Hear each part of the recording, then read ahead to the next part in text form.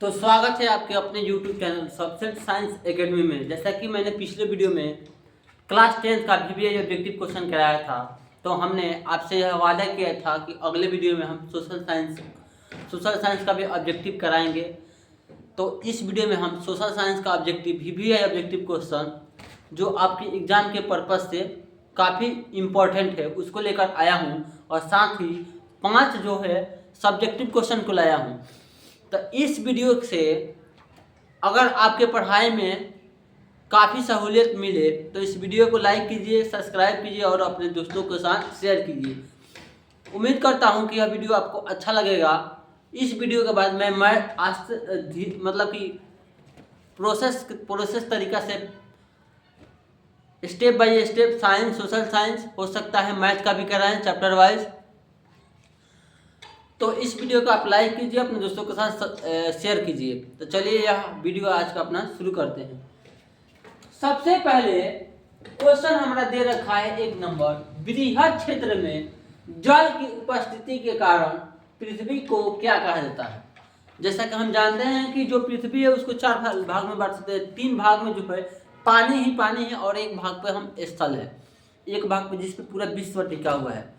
तो स्थल मंडल पर हमारा पूरा विश्व टिका है। हालांकि यहाँ पे मतलब कि 4 भाग में 3 भाग जल है, यानी जल की उपस्थिति के कारण पृथ्वी को नीला ग्रह कहा जाता है। आप आसमान से देखिएगा, अंतरिक्ष यात्री को पृथ्वी जो है नीले रंग की इसलिए प्रस्तुत होती है, दिखाई देती है, क्योंकि पृथ्वी पर अधिक जल पाए जाने के कारण इसको नीला ग्रह की उपाधि दी गई है।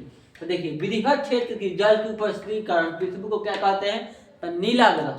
समझ में आया। आगे देखिए क्वेश्चन, अंकोर वाट का मंदिर कहाँ है। अंकोर वाट का मंदिर कंबोडिया में स्थित है। अंकोर वाट का मंदिर कहाँ है बाबू, कंबोडिया में। एक क्वेश्चन आपसे रहेगा, अंकोर वाट का मंदिर का निर्माण किसने करवाया। तो राजा सूर्यवर्मा द्वितीय ने। किसने, सूर्यवर्मा द्वितीय ने किसको बनवाया था, तो अंकोर वाट के मंदिर को। कंबोडिया, एक क्वेश्चन है वो कंबोडिया की राजधानी कहाँ है, तो वो होता है कंपुचिया है ना बाबू। तो इसको आप ध्यान में देखते चलिएगा, रखते चलिएगा और अपने तैयारी में अच्छा करते चलिए। आगे देखिए, सुनामी कहाँ आता है, यह 4 ऑप्शन आपको देगा। सुनामी कहाँ आता है, वन में, उसके बाद देगा स्थल पर, समुद्र में, ऐसे इनमें से कोई नहीं। तो किसमें होगा, समुद्र में। सुनामी कहाँ आता है, समुद्र में। आगे देखिए, वेदों की ओर लौटो का नारा किसने प्रस्तुत किया, किसने दिया, किसने कहा कि वेदों की ओर लौटो। तो वो थे स्वामी दयानंद सरस्वती। किसने, स्वामी दयानंद सरस्वती ने यह बताया था कि वेदों की ओर लौटो का नारा वही दिए थे। आगे देखिए, भारतीय जनता पार्टी की स्थापना कब हुई। भारतीय जनता पार्टी यानी कि बीजेपी की स्थापना कब हुई, तो वो हुई 1980 ईस्वी में। कब, 1980 ईस्वी में। बीजेपी का, भारतीय जनता पार्टी का चुनाव चिन्ह क्या है, कमल का फूल। इसको भी देख लीजिएगा आप। एक क्वेश्चन आपसे भी पूछ सकता है, कांग्रेस की स्थापना कब हुई, तो वो हुई थी 1885 ईस्वी में। बीजेपी की स्थापना 1920 में, 1980 में, और उसकी स्थापना यानी कि कांग्रेस की स्थापना 1885 में। आगे चलिए, अंतर्राष्ट्रीय महिला दिवस की स्थिति को मनाया जाता है। अंतर्राष्ट्रीय महिला दिवस कब मनाया जाता है बाबू, तो वो है 8 मार्च। कब, 8 मार्च अंतर्राष्ट्रीय महिला दिवस की स्थिति को मनाया जाता है, तो वो है 8 मार्च। आगे देखिए, वर्तमान में नेपाल की शासन प्रणाली क्या है, तो वो है लोकतंत्र। लोकतंत्र क्या होता है, जनता के लिए, जनता के द्वारा संचालन व्यवस्था को लोकतंत्र कहते हैं। हालांकि यह कथन आपसे सवाल रहेगा कि जनता के लिए, जनता के द्वारा शासन व्यवस्था को ही लोकतंत्र कहते हैं, यह कथन किसका है, तो यह कथन जो है अब्राहम लिंकन के द्वारा प्रस्तुत दिया गया है। तो इसको भी आप देख लीजिएगा। आगे चलिए, सांप्रदायिक राजनीति किस पर आधारित होती है। सांप्रदायिक दंगे आप सुने होंगे कि धर्म के नाम पर जो दंगा होती है उसे सांप्रदायिक दंगा कहते हैं।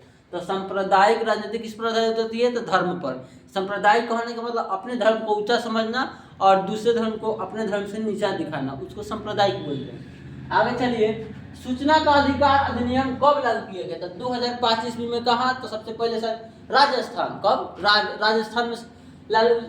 हालांकि क्वेश्चन आपसे रहेगा, सूचना का अधिकार अधिनियम कानून कब लागू हुआ? तो वो हुआ 2005 में। कब लागू हुआ? 2005 ईस्वी में। कहाँ लागू हुआ? तो राजस्थान।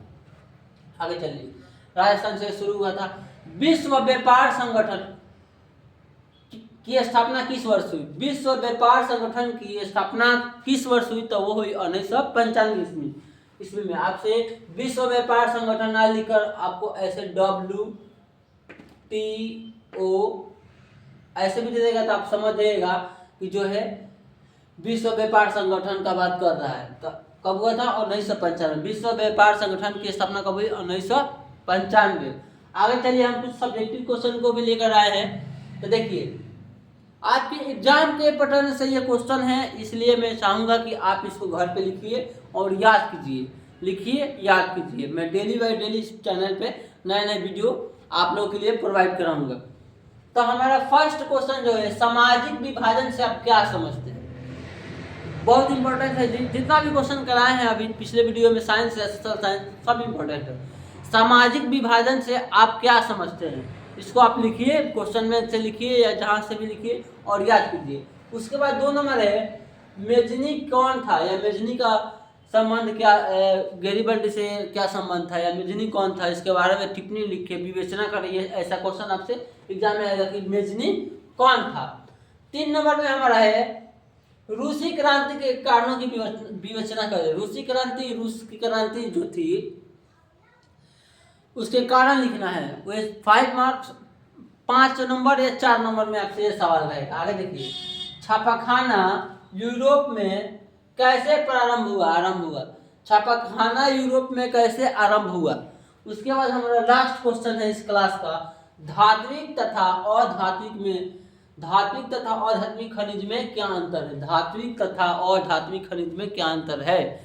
इसको आप अच्छे से कॉपी और कलम लेकर बैठिए और क्वेश्चन बैंक आप तो मुझे लगता होगा सब लोग ले लिए होंगे क्वेश्चन बैंक, उसमें से लिखिए और इसको याद कीजिए। क्योंकि आपके बिहार बोर्ड जो है अधिकतर क्वेश्चन रिपीट बाय रिपीट पूछ रहा है, इसलिए आप उनको याद कीजिए और अच्छा से लिखिए और ज़्यादा से ज़्यादातर लिखने का प्रैक्टिस करिए। आप क्या करिए कि लेकर बैठिए, जो भी क्वेश्चन आपको याद है 2 घंटा आप रोज लिखिए, पढ़िए, याद कीजिए, लिखिए। क्योंकि आप यहाँ पे अगर 1.5 घंटा में पेपर खत्म करते हैं, 1 घंटा में, आप वहाँ 2 घंटा में आराम से डील कर सकते हैं। तो आप इस वीडियो को लाइक कीजिए, अपने दोस्तों के साथ शेयर कीजिए। धन्यवाद। जय हिंद, जय भारत।